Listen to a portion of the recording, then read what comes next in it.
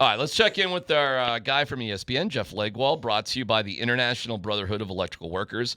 IBEW Local 68. Start with a job, end with a career. Jeff, give us a bit of a summary about practice today. What'd you see?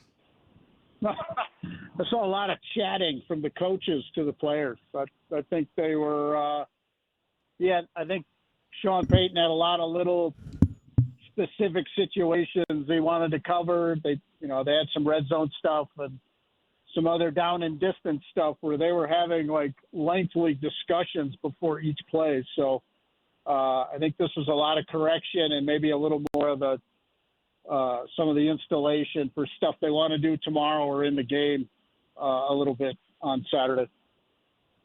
Does it feel like this practice, you've seen this practice before during these last 2-3 weeks, or was there anything new that you garnered from this? No, Scotty. I mean, I think they're to the point now. I thought it was intriguing yesterday that Sean Payton, who made the team's training camp schedule, was suddenly very upset that they had 2 joint practices back to back when I'm pretty sure he was the one who scheduled them. But I think he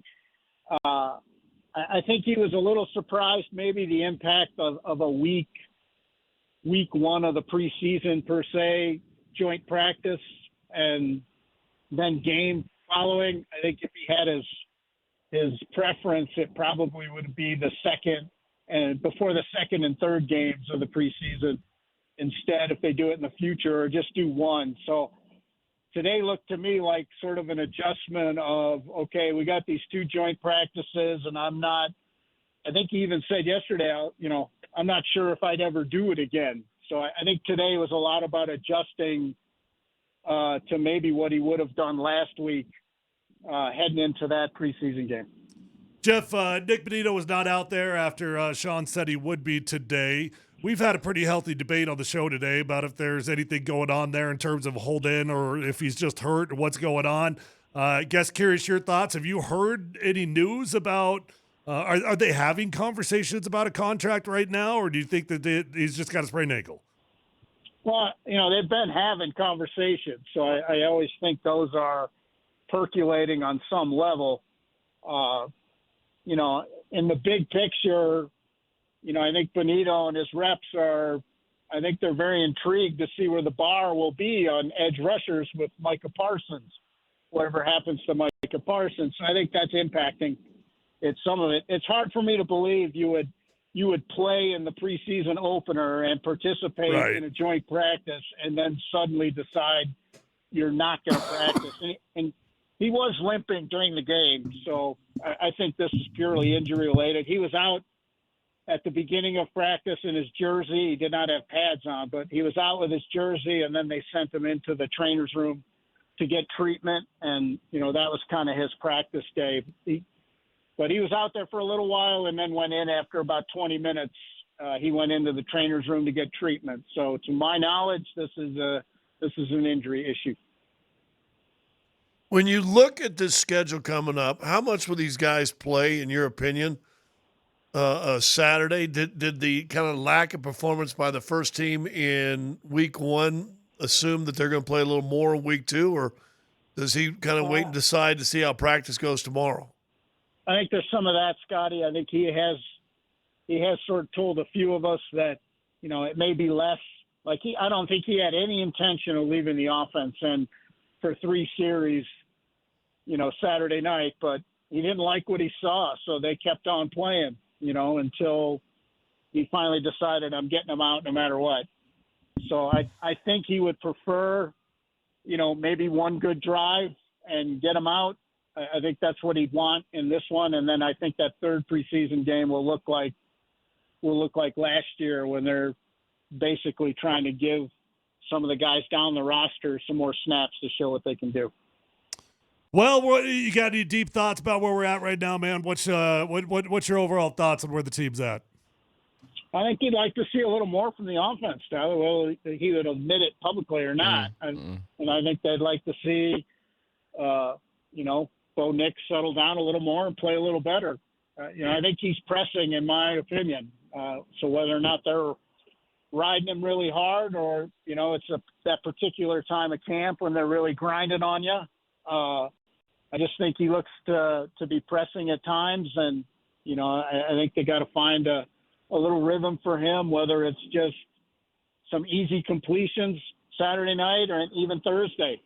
Get him some easy completions and loosen him up a little bit, and because he's short-armed some passes, and that often means you're sort of aiming, or they've been riding you about mistakes, or don't do this or don't do that. So I think you'd really like to see a nice, efficient, and very short, outing from the offense because they scored a touchdown.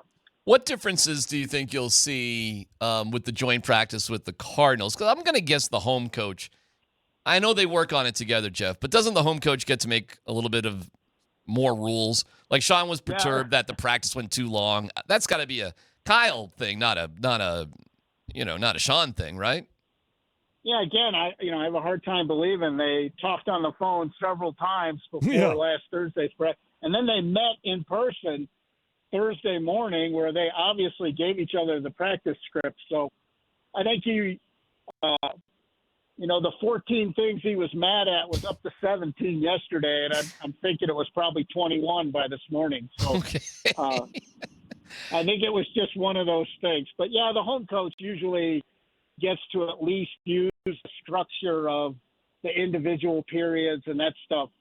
And then they'll do what they did in San Francisco. It'll be, Cardinals offense against Broncos defense on one field, Broncos offense against Cardinals defense on the other field, and they'll split it up that way. Hey, do you think Sean makes mountains out of molehills?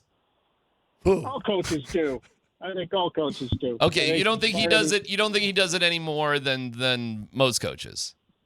Well, I will say, having discussed many of these things with him, but he talks a lot about don't use up your battery life on. He uses that phrase all the time, battery life. Don't use your battery life on issues that don't matter. And I think sometimes it's just the way he's wired. The little things really get to him, and that there were a lot of little structural things, first world problems, on the trip that didn't go how he wanted, and I think that bugged him. So, sometimes it just has an echo, lasts a couple of days and they move on. The only reason I'm even asking that is because Scott and Tyler, you have talked about how slow some things happen in practice and how many things times stop. And Jeff mentioned especially today. Today was the slowest I've ever seen. Right.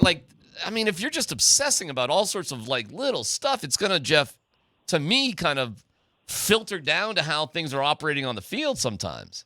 Not in a positive way.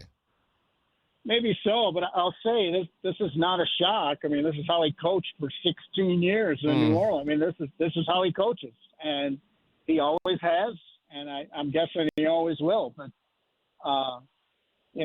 he coached this way, his first year here, and his second year. I think it's just noticeable this year because he's been so adamant about how good he thinks the team is. So I think all of that puts everything under the microscope now. If they're so good, how come the offense isn't playing better? Or if they're so good, why is he worried about the hotel or whatever? I think it just amplifies all of it because he's been so vocal about how good he thinks the team is. So he's his own worst enemy right now. I agree. I think it's just camp. I think they're ready to get to it. Honestly, I've come to the conclusion now after this many. This is my 40th season. So, I mean, after OTAs and mini camp and the rest of it, they can go play. I think they're ready to go play.